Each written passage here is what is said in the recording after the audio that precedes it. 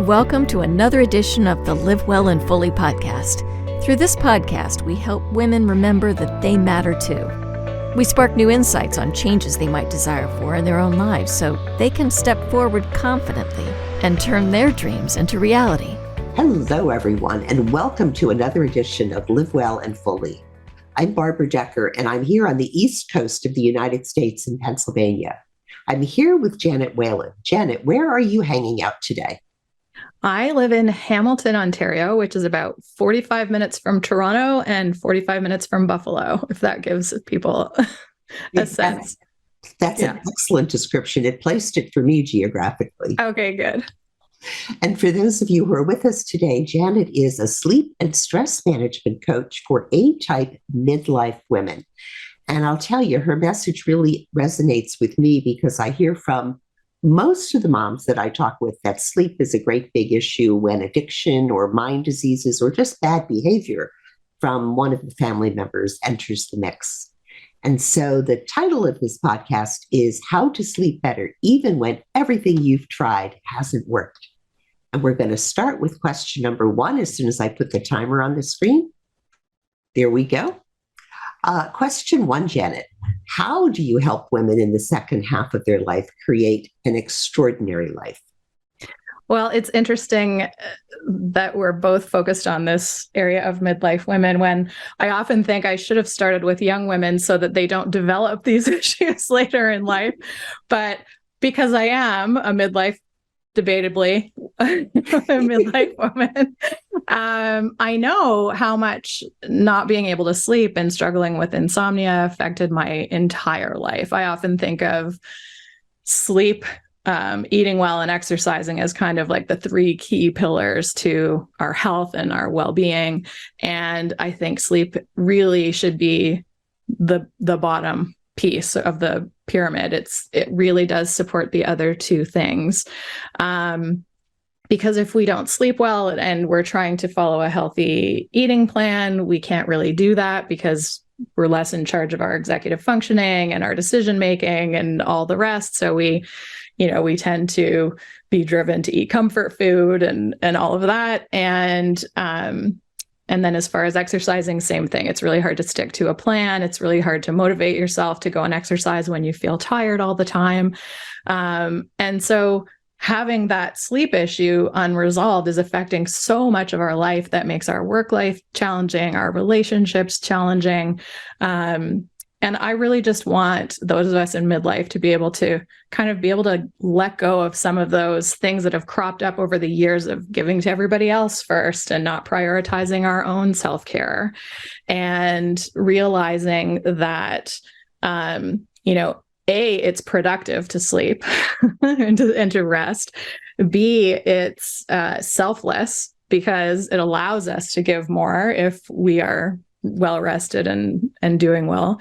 And C, important to consider it self-care, right? And so that's really the main reason. I wish they could learn it earlier, but I can't go back and change time. And sometimes we don't listen when we're younger, right? We have to have some of these things happen to us first.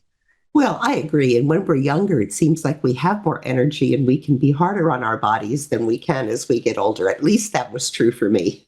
And we think that's going to last forever. Right. Exactly. Yeah. Yes. Yeah. So question two is, what is the problem you solve? Well, I help women resolve their insomnia. And really, when I say insomnia, I'm talking about insomnia that's not caused by a medical condition, because that can be the case. So this is insomnia that, you've talked to your doctor, that it's not a physical problem, but you just can't really seem to get past it.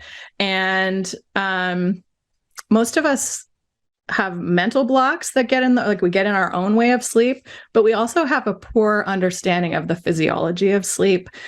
So I do a lot of myth busting. The 8-hour sleep myth is one of them. There's a wide range of sleep needs across people. A lot of people don't know that. So we do a combination of life coaching, sleep physiology education, that kind of thing. Great. And when people come to you and they experience this problem, what are their typical symptoms, Janet? I think you've talked about them a little bit, but do you want to encapsulate it here? A little, yeah. I think first you need to understand insomnia is a symptom of stress and several other things. But most people think that the symptoms are, overwhelming tiredness and wanting to nap all the time. And that's not necessarily the case for most insomniacs. They're more emotional symptoms. They're maybe fighting with your partner, yelling at your kids, having challenges at work that don't seem reasonable. Just kind of an inability to manage or regulate your emotions is key for a lot of people. Oh, that makes good sense. I hadn't thought of it that way. Thank you. Yeah. And what are the common mistakes that people make when they're trying to solve this problem? Well, I picked three, but there are many. The first one I would say is trying harder or, trying to force sleep. Sleep is actually paradoxical that way. The more we can let go and allow it to happen, it's really a project of learning how to be more than to do. The next one is going to bed earlier. That usually creates more insomnia than less, believe it or not. And finally, picking any kind of external sleep solution, like a sleeping pill, a weighted blanket, blue light blocking glasses, all of that. Those things help good sleepers sleep better. They don't necessarily help people resolve insomnia. Oh, that makes sense. Thank you. Yeah. And the next question I have for you is, what is one valuable free resource that you can direct people to for help with this problem? And I will put the link below the podcast. Okay. Yeah. It's called How to Stop Your Racing Mind to Sleep Better at Night. I think I've called it something like that. Something like and that. It's a worksheet to kind of work through those thoughts that show up when you're trying to fall asleep that make you feel like you can't shut your brain off. And so that you can give your brain a place to kind of put it all for the night, know that it's going to be dealt with tomorrow, and it can relax and go to sleep. Oh, that sounds like an excellent, excellent item. I'm going to get that for myself. Number 6, what is one tip a listener can use now that will help them solve this problem? Probably the main one I offer that people find the most helpful is, especially for midlife women who tend to wake up a lot in the middle of the night, 3 a.m., that kind of thing, is to try and neutralize the thoughts that are coming up. Like typically we start worrying about how we're going to get through the day tomorrow. What if I can't fall asleep again? I only have 3 more hours to sleep. What if it takes me another hour? Then I only get 2. Maybe I should just wake up. All of that creates a stress response in our body that makes it almost impossible to fall asleep. So I teach people to try and find the truth in what's actually happening. So what I want you to do is say to yourself, what's actually happening here? Well, it's 3 a.m. It's dark. Other people are sleeping and I'm awake. Those are the only 4 things that are truly happening. Everything else your brain is coming up with is drama. Oh, that's brilliant. That's absolutely brilliant. Helps to relax your brain. Yeah, it's being that. in the present moment, right? And what is true and what is your mind creating for you? Yes. All right. And the final question is, what should I have asked you that I didn't? And what's the answer to that, Janet? Well, I don't know if you would have known to ask this, but I think the thing we didn't discuss is that insomnia is really a 24-hour problem. It's not a nighttime thing, and it's not even really a sleep problem.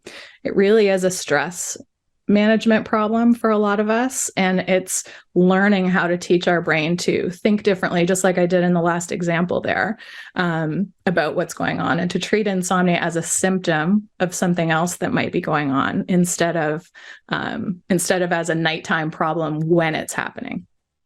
Oh, I love that answer. And particularly for the audience that are going to be listening to this podcast, because their brains are continually going on about what is going on with the person that they love and how can they change what is going on in someone else's life, which of course they can't, but we've got to bring back to the present moment and what we have control of. Absolutely. Yeah. And that is a wrap. And I'd like to thank you so much, Janet, for spending this time with us. I'm pretty certain that this interview is going to resonate with a large swath of my audience and going to be useful. And you're going to hear from some of the women who can really use your help. Your answers were spot on and so useful. And to everyone listening, go ahead. Oh, I was just going to say thank you for inviting me. And I hope that if anyone does have questions, they'll reach out. I'm happy to chat by email or through social media, whatever anyone prefers. Excellent. Yeah. And to everyone listening, I hope you find a pocket of joy today because you are so worth it. Bye for now. Talk soon. If you enjoyed this episode, be sure to subscribe to be notified when new episodes are released. Then visit www.livewellandfully.com/workshop to experience the Love Another Way framework firsthand.